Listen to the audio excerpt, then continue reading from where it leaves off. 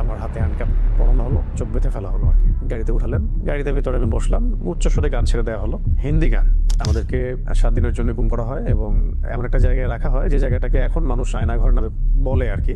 এই সুযোগটা কাজে লাগিয়ে খুব সুন্দরভাবে এটাকে পালিশ করা হচ্ছিল আর কি, যে আমরা পারিবারিক কারণে মাইক্রো সহ মানে গাড়ি সহ 7 দিন আত্মগোপনে চলে গেলাম, তাই না? এটা পুরোই মিথ্যা ছিল। এটা কোনো ব্যক্তিগত ইস্যু ছিল না, এটা একটা পরিকল্পিত গুম ইস্যু ছিল আর কি। মনে হলো যে maybe this is the end of my life, my journey, my mission. তা আমার মনে আছে যে আমি কালিমা শাহাদা পড়লাম। এখানে এসে আমার হাত ধরলো যিনি, ঠিক আছে, তিনি আমাকে বললেন যে we are from DB, please cooperate. এই তো সে ভাই লুঙ্গি পড়া, তো আমি বললো আরে ভাই লুঙ্গি পড়ছেন সমস্যা নেই, চলেন ওঠেন, ব্যাপার না, আমার পোশাক আছে ওখানে গিয়ে দিয়ে দিব। তো ও বেচারা লুঙ্গি পরে উঠে গেছে, ও লুঙ্গি পরে আয়না করে। আমাদের গাড়িটা তার মাদ্রাসার গেটের সামনে ব্রেক করলো, মানে এখানে ফোন দিয়ে বলবো যে গেটটা খুলো, ফোন ডায়াল করার মধ্যেই এই 4-5 মিনিটের মধ্যেই আর কি, 2টা বা 3টা হয়তো বড় বড় এই মাইক্রো টাইপেরই হবে, হাই প্রোফাইল গাড়ি আর কি, এরকম কিছু গাড়ি দাঁড়ায় গেল এবং ওদেরকে আগে উঠে ফেলছে গাড়ির মধ্যে। ভেতরে যদি আপনাকে মারাও হয়, পিটানো হয়, বাইরে আপনি সাউন্ড যাবে না, যদি আপনি চিৎকার করেন।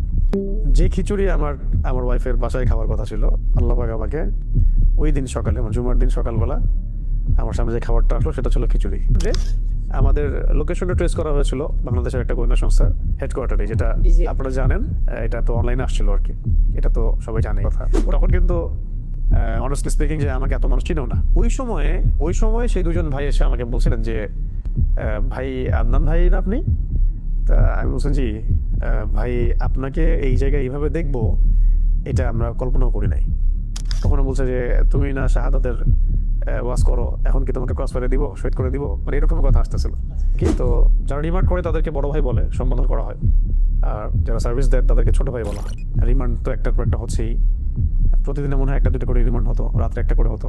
একটা রুটিন প্রোফাইল আছে তাদের, যে আমি কোনো জঙ্গি সংগঠনের সাথে আছি কিনা, আমি কোনো বৈদেশিক কোনো সংগঠনের সাথে জড়িত কিনা, কেন আমি জিহাদের কথা বলছি, কেন আমি ইকামতের দিনের কথা বলছি, কেন আমি মানে খিলাফা শব্দ ইউজ করছি, কেন শরিয়া বিধানের কথা বলছি, এই বিষয়গুলো নিয়ে ঘুরে ফিরে বেসিক্যালি আসলে কথা হচ্ছে। কেন জায়নিস্ট মুভমেন্টের এগেইনস্টে কথা বলা হচ্ছে, খাস করে কেন আমি ইসরায়েলের এগেইনস্টে কথা বলছি, আর এদিকে ভারতের ইন্ডিয়ার এগেইনস্টে কথা বলছি। আমার কাছে মনে হয় ওই 7 দিন আমি যেভাবে আল্লাহকে ফিল করেছি, এটা আমি মনে হয় আমি আমার জীবনে আর কখনো করি নাই। তিনি বলছিলেন যে তোমার এগেইনস্টে 2 জন আলেমের বক্তব্য আছে আমাদের কাছে। তার মানে আমরা বিষয়টা কি বুঝলাম, যে এই তাগুতি শক্তির, তাদের আন্ডারের এই গোয়েন্দা সংস্থার এবং তাদের মানে যে চেইন অফ কমান্ড, তাদের মধ্যে এমন কিছু লিঙ্ক আছে যেটা দাড়ি টুপিওয়ালা মানুষই আপনার এভিডেন্স হয়ে কাজ করতেছে, যে অমুকে জঙ্গি, অমুকে খারেজি, অমুকে উগ্রবাদী, তাদেরকে বুঝাই দিচ্ছে বেসিক্যালি এই মানে গ্রুপ অফ পিপলটাই।